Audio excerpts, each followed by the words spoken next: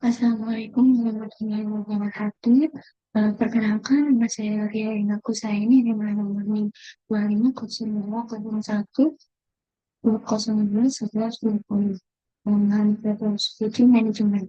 Di sini saya akan menyampaikan presentasi tentang sistem informasi manajemen yang dimana ini adalah tugas dari ATS dengan membuka kuliah sistem informasi manajemen sendiri. Kemudian di sini saya akan menjelaskan tentang sekitarnya 7 materi yang sudah disampaikan selama pembelajaran kemarin. Langsung saja kepada penjelasannya. Yang pertama tentang pengertian sistem informasi manajemen aplikasi.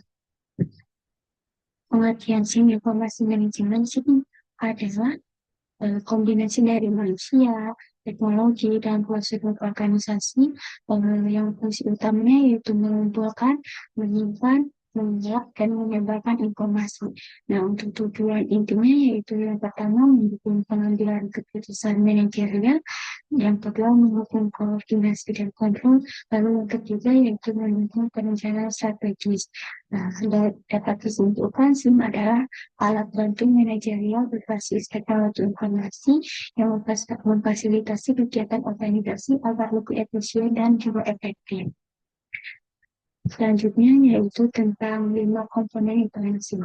Lalu ada yang pertama yaitu perangkat keras atau hardware yang komponen fisik seperti komputer, server, perangkat jaringan, yang contohnya server, database, workstation atau komputer. Lalu yang kedua adalah perangkat lunak atau software, yang dimana sistem operasi dan perangkat lunak aplikasi, contohnya seperti sistem ERP, aplikasi CRM, software akuntansi, dan juga yang ketiga adalah basis data atau database, di mana tempat penyimpanan data terstruktur dikelola oleh DBMS yang sumber informasi utamanya yaitu organisasi. Lalu yang keempat ada prosedur di mana kebijakan, aturan, dan langkah operasional dalam mengelola data. Yang terakhir yaitu yang kelima adalah manusia atau people. Nah, unsur paling penting atau komponen akhir pengembangan sistem dan juga manajer. Nah, pemanfaatan informasi untuk keputusan strategis. Selanjutnya yaitu peran krusial SIM dalam organisasi. Yang pertama yaitu mendukung pengambilan keputusan seperti decision support yang menyediakan informasi yang tepat waktu dan relevan untuk semua tingkatan manajer, dan membantu perencanaan strategi dan prediksi tren. Lalu yang kedua adalah meningkatkan efisiensi operasional, seperti mengotomatisasi proses kerja dan meminimalkan kesalahan, mengurangi redundansi data, dan mempercepat alur kerja.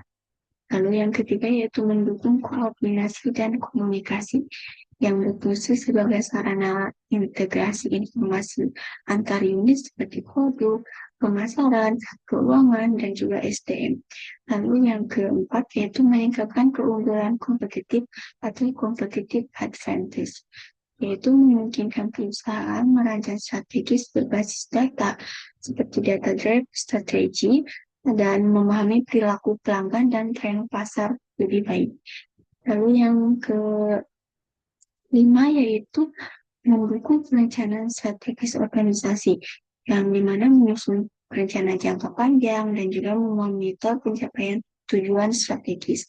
Lalu yang terakhir, yang keenam, yaitu meningkatkan kualitas layanan dan kepuasan pelanggan, yang memberikan respon lebih cepat berkaitan informasi yang akurat dan juga real time.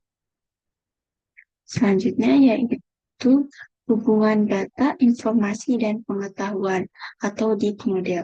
Nah, ilustrasi model DIK atau data informasi knowledge yang pertama yaitu data. Nah, apa sih data?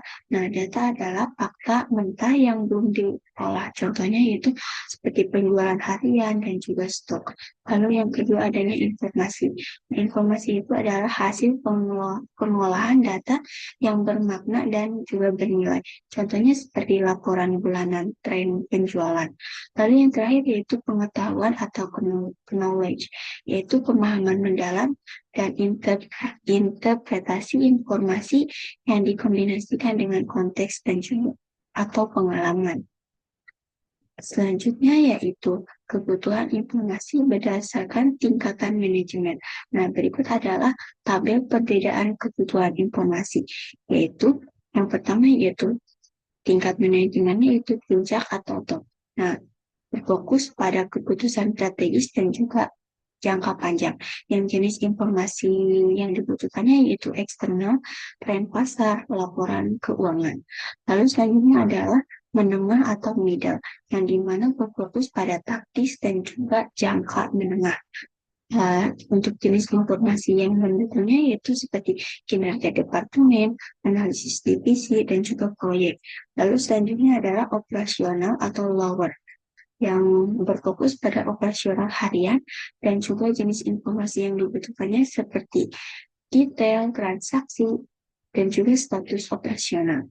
Selanjutnya yaitu hierarki jenis sistem informasi dalam organisasi. Nah, dalam tabel ringkas hierarki yaitu ada level manajemen operasional dengan jenis sistem informasinya yaitu transaction processing system atau disingkat TPS, yang fokus utamanya yaitu mencatat transaksi harian. Lalu selanjutnya ada taktis, di mana jenis sistem informasinya yaitu manajemen information system atau disingkat MES, yang fokus utamanya yaitu pengendalian dan perencanaan menengah. Selanjutnya yaitu taktis atau strategis, yang jenis sistem informasinya yaitu decision support system atau DSS, yang fokus utamanya yaitu analisis keputusan semi terstruktur. Selanjutnya yaitu strategis, di mana sih jenis sistem informasinya yaitu Executive Support System atau ESE, yang berfokus pada pengambilan keputusan strategis jangka panjang. Lalu selanjutnya yang terakhir adalah lintas level, yang jenis sistem informasinya yaitu Enterprise Research Planning atau ERP, yang fokus utamanya yaitu integrasi seluruh proses bisnis. Selanjutnya adalah sistem informasi tingkat operasional dan juga taktis. Yang pertama yaitu tentang Transaction Processing System atau TPS, yang berfungsi untuk merekap, memproses, dan mengirimkan transaksi rutin harian. Dan karakteristiknya yaitu beroperasi pada level operasional, volume data tinggi, dan juga real time. Contohnya seperti point of sales atau POS, dan juga sistem absensi karyawan. Lalu selanjutnya adalah Manajemen Information System atau MES, yang berfungsi untuk menyediakan laporan terstruktur seperti harian, mingguan, dan juga bulanan untuk pengendalian dan juga perencanaan menengah. Lalu karakteristiknya apa sih? Yaitu berfokus pada efisiensi dan juga efektivitas operasional. Terus sebagai contohnya yaitu seperti laporan penjualan bulanan dan juga ringkasan kinerja. Selanjutnya yaitu tentang sistem pendukung keputusan DSS dan ESS. Ya, DSS sendiri yaitu Decision Support System, yang berfungsi untuk mendukung pengembalian keputusan kompleks yang bersifat semi terstruktur, yang memiliki karakteristik seperti interaktif, fleksibel, menggunakan model analisis, simulasi, dan juga data internal dan eksternal. Nah, komponen utamanya yaitu seperti database, model manajemen, dan juga user interface subsystem. Lalu, selanjutnya adalah Executive Support System atau ESS, yang berfungsi untuk mendukung manajemen puncak untuk pengembalian keputusan strategis jangka panjang. Nah, untuk karakteristiknya yaitu menyediakan ringkasan strategis, dashboard visual, dan juga grafik.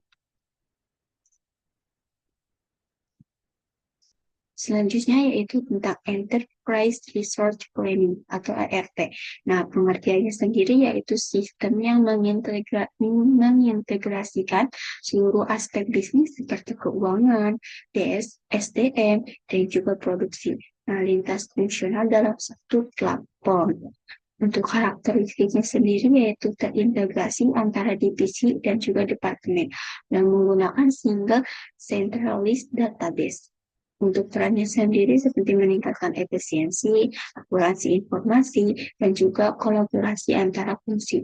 Nah, hubungannya yaitu ERP mengintegrasikan semua fungsi seperti TPS, tambah MIS, tambah DSS, dan juga ESS. Selanjutnya yaitu tentang siklus hidup pengembangan sistem SDLC. Nah, pengertiannya sendiri yaitu rangkaian tahapan logis yang digunakan untuk mengembangkan SIM secara terencana dan juga sistematis. Untuk tujuannya sendiri yaitu menghasilkan sistem yang memenuhi kebutuhan, menjamin kualitas dan keandalan sistem. Ada 6 tahap utama SDLC.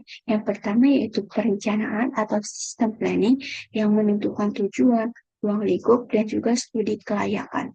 Lalu yang kedua adalah analisis atau sistem analisis yang memahami masalah dan kebutuhan pengguna seperti user requirements.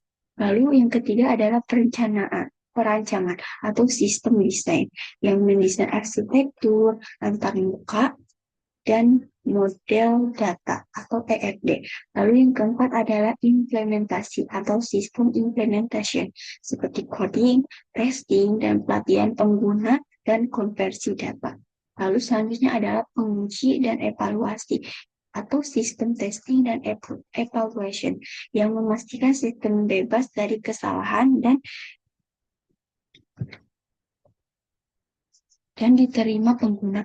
Lalu yang keenam adalah pemeliharaan atau sistem maintenance, yaitu perbaikan, adaptasi, dan juga pembaruan.